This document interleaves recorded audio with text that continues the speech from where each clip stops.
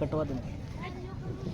उसी क्षेत्र में बस्तर में हमारे एक 6 माह की बेटी को पुलिस की गोली लगी और मृत्यु हो गई और बता दिया गया कि इस क्षेत्र में नक्सलवादी है। इस गांव में नक्सलवादी मूवमेंट चल रहा था, उस पर नियंत्रण करने के लिए हमने गोलियां चलाई।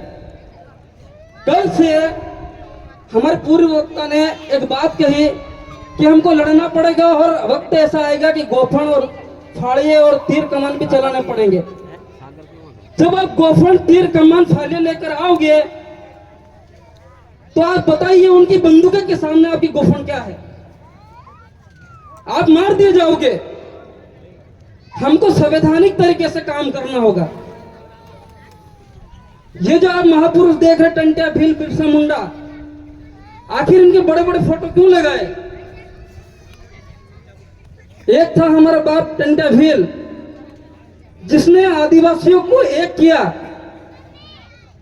और लगभग 65,000 गांवों में लोगों को जागरूक करके ग्राम सभा बनाई। 65,000 ग्राम सभा का निर्माण किया, गठन किया और अंग्रेजों से लड़ाई लड़ी। और आदिवासियों पर एक काला कानून था, क्रिमिनल ट्राइब्स एक्ट 1870। उस काले कानून को, वो ऐसा कानून था कि आदिवासियों के बच्चे, भीलों के बच्चे, बूढ़े, महिला, चाहे किसी भी तरह का भील हो, उसे देखते ही गोली मार दी जाए। ऐसा काला कानून था। उस काले कानून को हटाने के लिए हमारे भगवान टंट्या भील ने 65,000 गांव के लोगों को एक किया और आंदोलन छेड़ दिया। उस समय अंग्रेजों की जो सैनिकों की टुकड़ी थी, वो केवल और केवल 10,000 सैनिक थे। अब बताइए, 10,000 एक साइड और 65,000 एक साइड, 65,000 ग्राम सभा, उसके लोग 65 लाख लोग। एक ग्राम सभा में 1,000 लोग तो होते हैं। तो वो लड़ा और काला कानून हटाया। उसके बाद जिस जमीन की लड़ाई आप लड़ रहे हो, इसी हमारे महापुरुष ने, इसी टंट्या भील ने आपकी 1,16,000 हेक्टेयर जमीन बचाई, केवल और केवल ग्राम सभा से। उसके बाद आप भगवान बिरसा मुंडा की तस्वीर देख रहे इधर बड़ी। इन्होंने 13,000 ग्राम सभा का निर्माण किया। 13,000 ग्राम सभा का निर्माण करके अंग्रेजों के विरुद्ध आंदोलन छेड़ दिया, लड़ाई लड़ी। हमारे लोगों को कहा, हमारे समाज के लोगों को कहा, चाहे वो बच्चे हो, बूढ़े हो, बहन बेटी, चाहे किसी भी हालत में हो, उन्हें स्पष्ट कह दिया था, क्या आप 2 साल तक बिना अन्न खाए जीवित रह सकते हो? भगवान बिरसा मुंडा ने कहा था कि 2 वर्ष तक आप बिना अन्न खाए जीवित रह सकते हो क्या? हमारे लोगों ने कहा कि भगवान बिरसा मुंडा, यदि हमारी जमीन बचती है तो हम 2 साल तक अन्न नहीं खाएंगे। तो जंगलों में रहे, जंगलों में जो मिला खाया,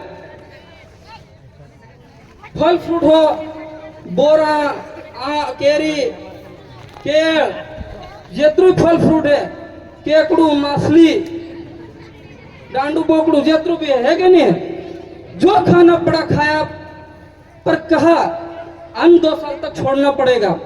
ये इसलिए कहा कि गोरे लोग हैं हमारे क्षेत्र में आकर हमारी जमीन छीन रहे हैं, जो हमारे क्षेत्र में आकर हमारे समाज पर शोषण कर रहे हैं, अत्याचार कर रहे हैं। यदि इनको भगाना है तो इनको अन्न का दाना तक मत दो। हम तो कुछ भी खा के जिंदा रह सकते हैं, क्या वो रह सकते हैं? नहीं। तो भगवान बिरसा मुंडा ने आदिवासियों के जो जितनी भी फसल पकी हुई थी, उस फसल को जलाकर नष्ट करवा दिया। जब फसल बर्बाद हो गई तो अन्न का एक दाना भी उनके पास, अंग्रेजों के पास नहीं गया। और ऐसा आंदोलन छेड़ दिया था कि अंग्रेजों को मजबूरन भगवान बिरसा मुंडा के आगे आना पड़ा और पूछना पड़ा कि आप चाहते क्या हो। तो भगवान बिरसा मुंडा ने सिर्फ एक ही कहा, एक ही बात में जो बात बोलनी थी वो बोल दी कि हमें हमारा जल जंगल जमीन चाहिए बस। जब अंग्रेज यहाँ आए तो अंग्रेज ने कहा जल जंगल जमीन से हमको क्या लेना देना, हमको तो यहाँ का सोना चांदी हीरा जवाहरात चाहिए। सही है कि नहीं है? तो अंग्रेजों ने कानून बनाया हमारे लिए, लैंड एक्विजिशन एक्ट। उस कानून के आधार से आज आपकी 1 इंच भी जमीन सरकार भी नहीं ले सकती है और ना एक गैर आदिवासी के नाम हो सकती है। तो इन दोनों महापुरुषों ने इतना बड़ा जो काम किया जिसकी वजह से आज हम जिंदा है। एक और टंट्या भील ने काला कानून निरस्त करवाया, आज वो कानून लागू होता तो ये आपके आसपास जो पुलिस घूम रही है वो अभी भी मार सकती थी अगर वो कानून रहता तो। आज आदिवासी कौन बचती है अगर वो कानून लागू रहता तो? नहीं।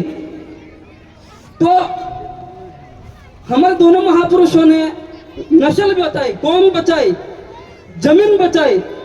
बचाने का आधार और माध्यम क्या था? सिर्फ और सिर्फ अपने लोगों की जागरूकता, हमारे लोगों की एकता। पर वर्तमान में यहां बताया जा रहा है कि 8 गांव की जमीन जा रही है, पर मुझे एक गांव का भी पूरी जनसंख्या नहीं लगती है कि यहाँ एक गांव के लोग इकट्ठे हुए हैं। 8 गांव के लोग कितने होते हैं? 8,000 लोग मानो आप। तो जब तक देखिए हम भाषण देकर चले जाएंगे, ये आंदोलन अगले 5 साल तक भी चलता रहेगा, आपकी जमीन बचेगी नहीं। जमीन रुक सकती है पर एक न एक दिन ये जमीन ये लोग छीन लेंगे। आप कब तक लड़ोगे? इस तरह आप दुख में कब तक बैठोगे? यदि आप समाधान चाहते हो तो आपके गांवों में जागरूकता लाकर हमारे लोगों को संगठित करना होगा और ग्राम सभा से कलेक्टर को यह आदेश देना होगा कि हमें हमारी जमीन नहीं देनी है। ये दादा ने बताया था कि 4 साल 5 साल बाद देशद्रोह का उस पर मुकदमा दर्ज होगा। शायद सत्य भी हो सकता है। यदि हम ग्राम सभा के आधार से पूरे गांव के लोग इकट्ठा होकर ये आपका जो कलेक्टर जो भी है इनको ये बोल देते हैं कि भाई यहाँ ग्राम सभा बोल रही है कि हमें जमीन नहीं देना है, इस बात को कलेक्टर को मानना ही होगा। और अगर कलेक्टर नहीं माना तो कलेक्टर पर देशद्रोह का मुकदमा दर्ज हो सकता है। क्योंकि आपको बता दूं कि ना लोकसभा ना विधानसभा सबसे ऊंची ग्राम सभा। लोकसभा आपका प्रधानमंत्री ये नरेंद्र मोदी, विधानसभा आपका ये मुख्यमंत्री अभी नया मोहन यादव।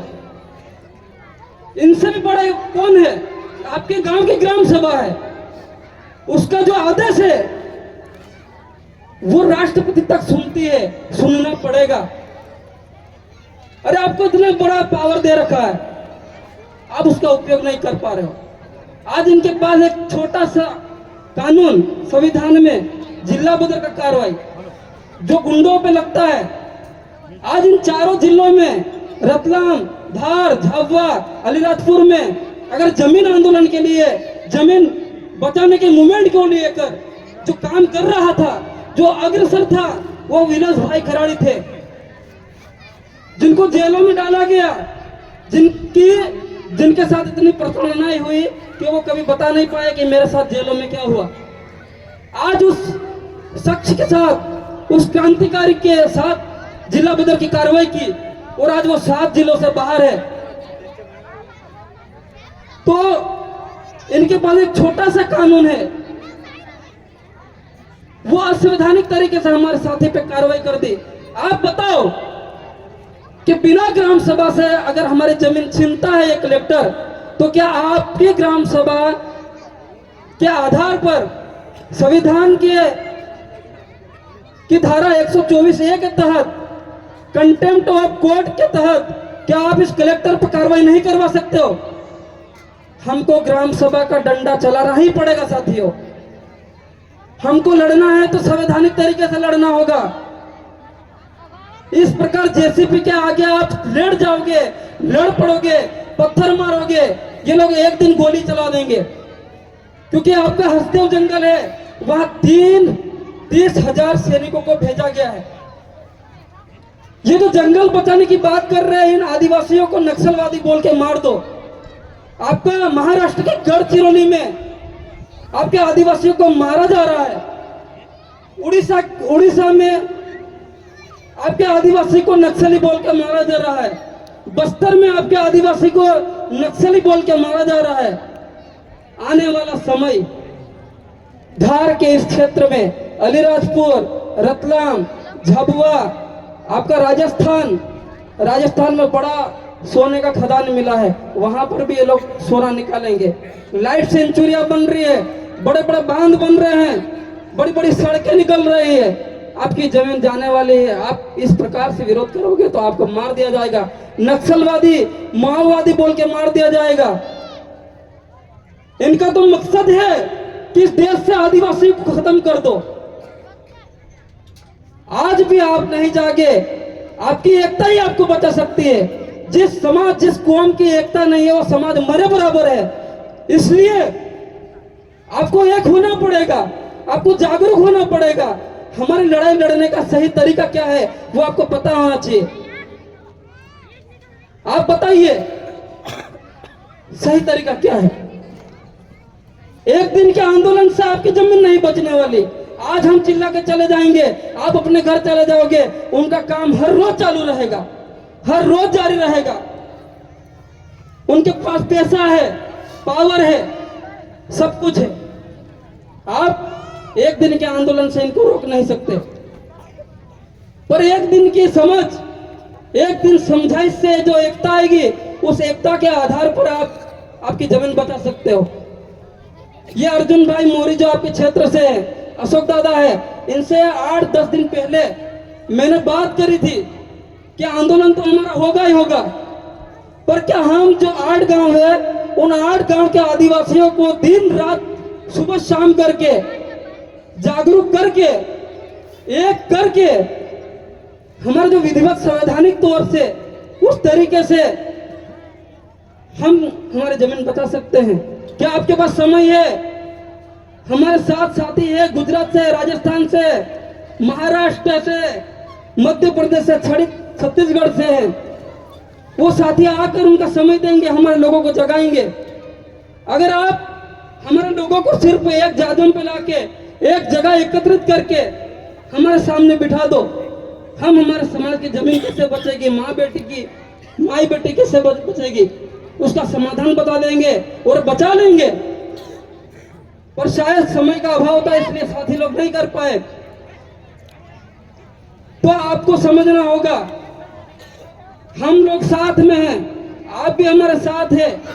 यदि हम एक होंगे तो हमारी जमीन बच सकती है, हमारी लड़ाई हम लड़ सकते हैं। वरना फैक्ट्री आने से आपको रोजगार नहीं मिलने वाला है। हमारे बीच में भील प्रदेश के बब्बर शेर मांगेलाल दादा नीनाम हमारे बीच में पधार चुके हैं। जोरदार तालियों से इनका स्वागत कीजिए। इनका नाम सिर्फ राजस्थान में नहीं, गुजरात, महाराष्ट्र एवं अनेक राज्यों में जहां जहां आदिवासी निवास करते हैं, इनका नाम धुलंधर से जलता है। हमारे बब्बर शेर मांगेलाल दादा नीनामा का एक बार जोरदार और तालियों से स्वागत कीजिए। दादा का खूब खूब जोहार, स्वागत। तो ये जो लड़ाई है हमको इस तरीके से लड़ना होगी, वरना ये लोग जो चाह रहे हैं आदिवासियों को मारना है, जमीन छीनना है, वो बिना वो उनके तरीके से आपको मार देंगे। अभी जहां जहां फैक्ट्रियां लगी वहां वहां के आदिवासियों की स्थिति आप देख लो, वो मरे बराबर है। उनकी स्थितियां बहुत खराब है।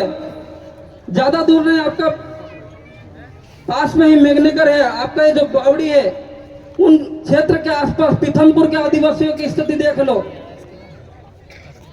कुपोषण, वहां के वातावरण, वहां के जो केमिकल युक्त जो जल है, उस जल से सही तरीके से फसल नहीं पक पाती है, फसलें बर्बाद हो रही है। तो आने वाला समय बहुत ही हमारी पीढ़ी के लिए दुखदायी है। इसलिए आज आप एक हो जाओ, आपकी एकता ही आपको बचा पाएगी, आने वाली पीढ़ी को बचा पाएगी। जोहार, जिंदाबाद, जय आदिवासी।